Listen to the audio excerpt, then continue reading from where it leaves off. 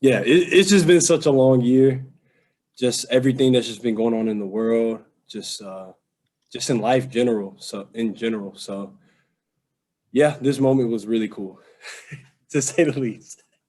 I kind of can't. It just I haven't even really felt it yet. Just all the emotions going on.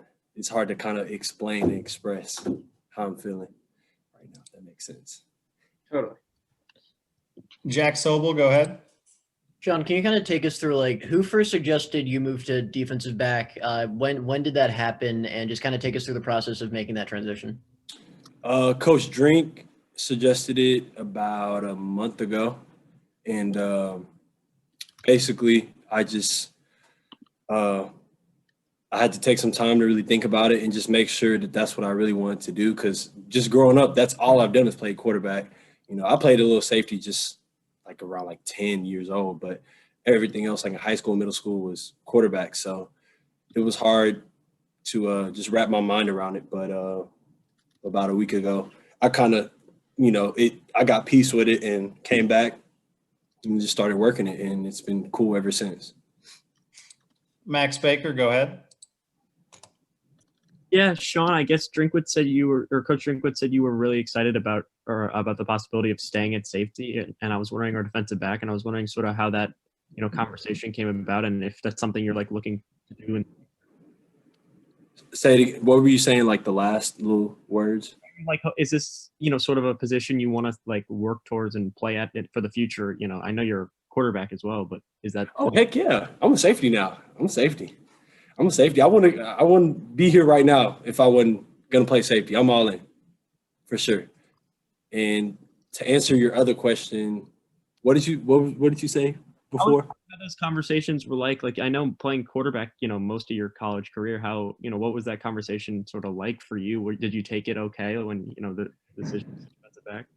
Yeah, I mean, it was awkward a little bit for me, just on my end. I mean, obviously he saw, what he saw it in me, but I didn't see it because it was just so left field for me, because it's just like defense. Like I've never really like thought of doing that, especially in like the SEC at a level like this. But I just kind of, thought about it, trusted it, and then just went with it, and it's been working out so far. Next one's going to come from Dave Matter from the St. Louis Post. Dave. Sean, what spot were you specifically playing tonight? Were you more of a nickel, or and then how much did they put on your plate? I mean, did you have to know everything for this game that the defense is doing?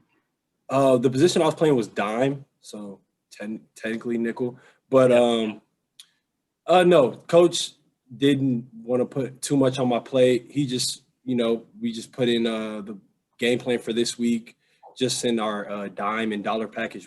He didn't install like the other stuff, which can be more complicated. But I caught on fairly well. It's much more simpler than like trying to learn an offense. So it was cool transition. Next one's going to come from Eric Blum from the Columbia Daily Tribune. Eric.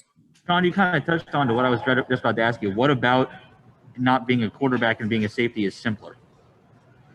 Okay, what about not being a quarterback and being a safety is similar? Simpler? Simpler, yes. Okay, it's different. At safety, you can be more free and just roam and just play. Quarterback, you got to kind of be a whole much more like calculated. You got to think more. You got to be more analytical. Safety, you can just run, hit, play fast, go to the ball. Simple. Bill Pollock from Missouri Net. Bill. Yeah. Sean, I mean, you make it seem simple, but you still have to hit and tackle guys. For someone who's played quarterback, how do you pick that up in a week? Because you said it took you a week, just a week ago before you made this decision. So, I mean, how do you pick up those skills just to make tackles? I'm not sure. I got to do a lot better. I missed some tackles out there, but I'm not sure. I guess it's just like a physicality thing. You just run into somebody and then wrap up. In the simplest terms, I got to learn technique for sure. But I mean, I guess the way I thought about it today was just run full speed into somebody and wrap up and just pull them to the ground.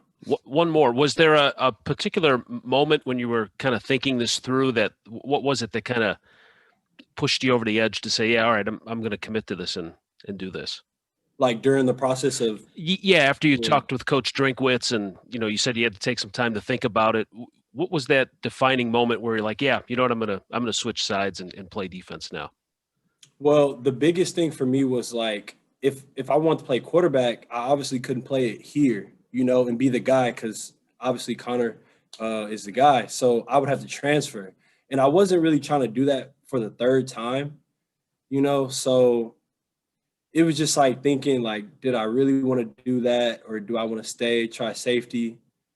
And I really like my teammates. Like I love my team. I love the coaching staff. I really love Mizzou. So it was just like, I'm going to just stay and play for my dogs. Next one's going to come from Suichi from the KC Star. Go ahead.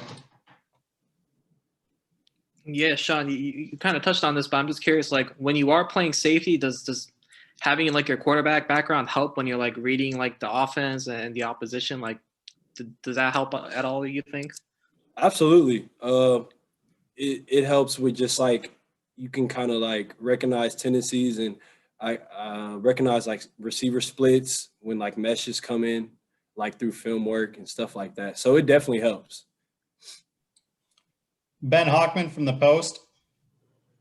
Hey, Sean, thanks for talking to us here. Coach Drinkwitz said that when Basilak threw the pick 6, you were one of the first people to go tell him to keep his head up and encourage him. Why did you want to do that? What's the mindset there? Absolutely. I know what it's like to be on that end, to throw a pick or, to, make mistakes at quarterback. And I know how much pressure that position is. So I just wanted to let him know I have his back and we all have his back. So just keep your head up and keep going. And are you, just real briefly, are you impressed? He's only a redshirt freshman. I know it's awkward because of the job situation, so I apologize for asking that, but can you just talk about what you've seen in him as a quarterback this year? Yeah, that's our guy. He's really good. He's polished, can throw the ball, very accurate. The biggest thing with him that I've been impressed with is how even keel he's been. Like he's so mature for his age, honestly. And you can kind of, I don't know if you notice it on the field, he's just never up, down. He's just perfect, like even keel. And that's what we need at quarterback. So thanks, Sean. Jack Sobel. Sean, I'm just wondering, like going back all the way to high school or even beyond that, like when's the last time you played defense? 9th grade, 8th grade. Yep. Broke my finger and I was like, nah, I just got to play quarterback because I was playing both sides and then just trying to decide what I wanted to play and ended up just playing quarterback. Andrew Kaufman.